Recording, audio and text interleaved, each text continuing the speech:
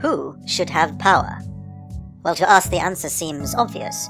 Of course the people should have the power to elect their leaders. But in the 1600s and 1700s, this wasn't obvious at all. Most of Europe was ruled by kings who had absolute power, and the people could not question their king. But this tradition was soon going to change, because people were starting to ask questions, inspired by the thoughts of a new breed of philosophers with dangerous ideas. One of the worst countries in Europe at this time was France, and it wasn't by chance that France spawned one of the bloodiest revolutions in history. The people of France was divided into three social classes, which were called estates. The first estate were the clergy, and the second estate were the nobility. These groups were given special rights and privileges, like tax reliefs and the best jobs. This, despite the fact that the first and second estates only represented about 2% of the population. The third estate was a very diverse group, consisting of both rich merchants and poor laborers. They did most of the useful tasks like growing food, industry and craftsmanship, and, of course, being soldiers. Even more frowned upon than the third estate were the people who didn't belong to any estate. Most people in France belonged to this group, and most of them were extremely poor.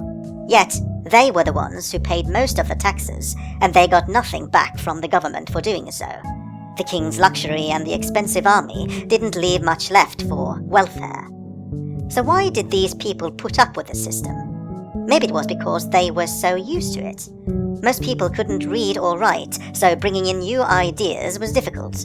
And since there was no freedom of speech, you would probably see some jail time if you weren't careful. But some still started to question the status quo. Old truths weren't so true anymore, and new liberal ideas were discussed in thousands of French homes. God was replaced with common sense, and some even called out for a new society to replace the old, for revolution. Montesquieu was one of these voices. He said that the state's purpose was to secure the people's freedom. Therefore, power should be divided between three bodies, and not be wielded by a single man. Democracy still holds to this principle, with different institutions checking and balancing each other. Another man with wild thoughts was Voltaire, who questions the fact that people weren't allowed to speak their mind. Voltaire himself criticized the rulers, and for that he was both thrown in prison and banished from the country.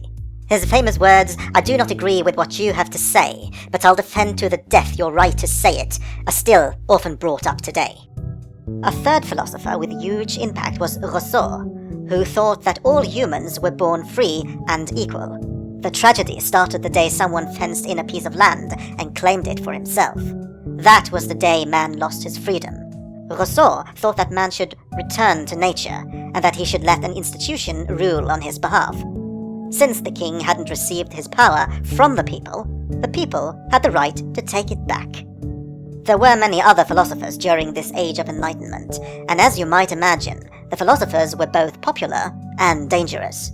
Their new ideas were soon to spark turbulence in Europe and the world, and shape what we have come to know as the modern democracy.